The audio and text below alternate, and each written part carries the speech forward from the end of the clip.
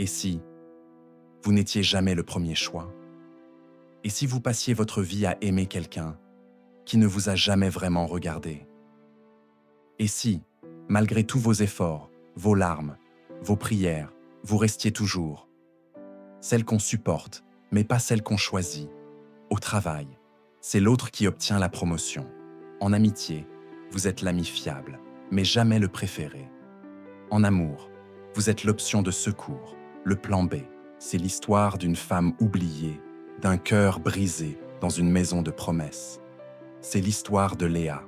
Son récit est l'un des plus douloureux de la Bible, une cicatrice silencieuse au cœur d'une saga familiale.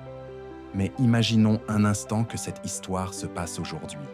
Si Léa vivait dans notre monde de 2025, un monde obsédé par l'image, la validation et le succès instantané, comment survivrait-elle? Et surtout, comment Dieu la verrait-il? Cette vidéo n'est pas une simple relecture biblique. C'est un voyage au cœur de la blessure du rejet, une invitation à redéfinir notre valeur, bien au-delà du regard des autres.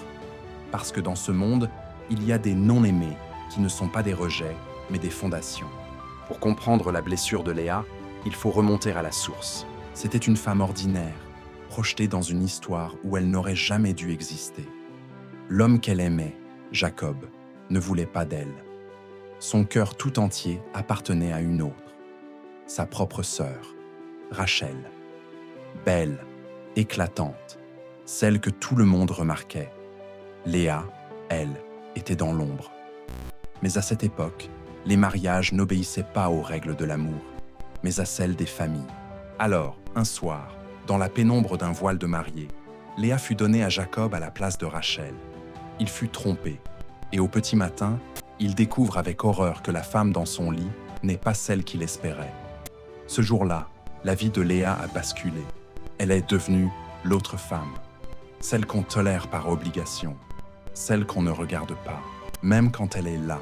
Chaque jour, elle voyait Jacob poser les yeux sur Rachel avec un amour qu'elle n'aurait jamais pour elle.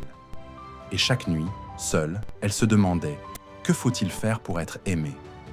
Mais pendant que Jacob regardait ailleurs, quelqu'un, dans le ciel, regardait Léa. Dieu. Voyant sa solitude profonde, il lui a donné ce qu'aucune autre n'avait encore eu, des enfants. Quand elle mit au monde son premier fils, elle s'est dit « Le Seigneur a vu ma peine. Peut-être que maintenant, mon mari m'aimera. » Et elle l'appela Ruben, ce qui veut dire « Voyez, un fils ». Puis vint Siméon, puis Lévi. Et à chaque naissance, le même espoir renaissait dans son cœur. Cette fois, peut-être, il m'aimera. Mais non, Jacob restait le même. Son cœur était scellé. Alors un jour, quelque chose a changé. Léa a arrêté de chercher l'amour d'un homme qui ne pouvait pas le lui donner. Elle a choisi de trouver sa valeur ailleurs. Et quand elle mit au monde son quatrième fils, elle ne dit plus « Maintenant il m'aimera », mais elle dit « Cette fois, je louerai Dieu ». Et elle l'appela Judas, ce qui signifie « louange ». Ce nom, Judas, allait porter l'histoire la plus inattendue de toutes.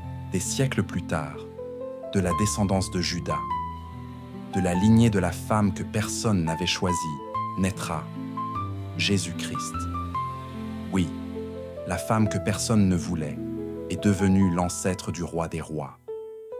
Parce que Dieu ne choisit pas selon ce que les yeux voient, mais selon ce que le cœur cache. Et quand les hommes t'ignorent, Dieu, lui, te remarque. Il voit ta souffrance.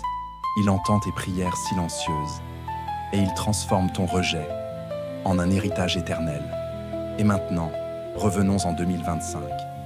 Si Léa vivait aujourd'hui, on ne la remarquerait peut-être pas non plus. Elle serait cette fille discrète, toujours dans l'ombre d'une autre. Celle qu'on n'invite pas aux soirées sélectes, celle dont on oublie le nom, celle qu'on coupe sur les photos de groupe. Son flux Instagram serait presque vide. Pas parce qu'elle n'a rien à montrer, mais parce qu'elle en a eu assez de se comparer, de jouer un jeu qu'elle ne peut pas gagner. Elle aurait aimé quelqu'un de tout son cœur, mais il en a choisi une autre. Plus populaire, plus photogénique, plus parfaite pour son image. Et chaque soir, seule dans sa chambre, la lumière de son téléphone éclairant ses larmes, Léa pleurerait en silence, en se demandant sans cesse « Pourquoi je ne suis jamais assez ?» Mais ce qu'elle ne saurait pas, c'est que Dieu lui, scrolle aussi, et qu'il s'arrête sur son profil. Là où les autres voient de l'ordinaire, Dieu voit une profondeur incroyable. Là où les autres passent sans s'arrêter, Dieu s'attarde, parce qu'il n'a jamais fallu des millions de vues pour attirer le regard du ciel. Un seul cœur sincère suffit. Dieu verrait en elle une femme capable d'aimer sans retour, de tenir bon dans la tempête, de pardonner même quand elle est blessée, même quand elle n'est pas choisie. Et un jour, alors que tout le monde l'aurait oublié, Dieu écrirait son nom en lettres d'or dans une histoire bien plus grande qu'elle. Parce que c'est ce qu'il a toujours fait. Prendre ceux que le monde ignore, ceux qui se sentent mis de côté, et les transformer en porteurs de promesses. Si Léa vivait en 2025, elle ne serait peut-être pas l'influenceuse la plus suivie, ni la star des réseaux sociaux, mais elle serait celle que Dieu choisit quand personne ne regarde. Et un jour, le monde découvrirait que celle qu'on méprisait hier était celle que Dieu préparait depuis toujours pour un destin extraordinaire. Tu vois, Léa, ce n'est pas juste une femme du passé. C'est l'histoire de tous ceux qui se sentent invisibles, de toutes celles qui donnent tout, mais qu'on ne choisit jamais en premier, de tous ceux qui sourient en public pour cacher les larmes qui coulent dans le secret. Et si Dieu l'a vue, elle, dans sa tente, il y a des milliers d'années, crois-moi, il te voit aussi. Maintenant, ici. Parce que l'amour de Dieu ne dépend pas de ton apparence, de ta popularité ou de ton nombre d'abonnés. Il regarde ton cœur, et c'est souvent dans les histoires les plus brisées qu'il cache les plus grandes et les plus belles promesses.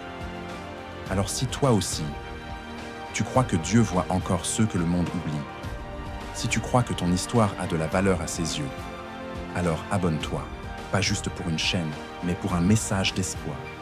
Parce que chaque semaine, ici, on redonne vie aux histoires que Dieu n'a jamais, jamais oubliées.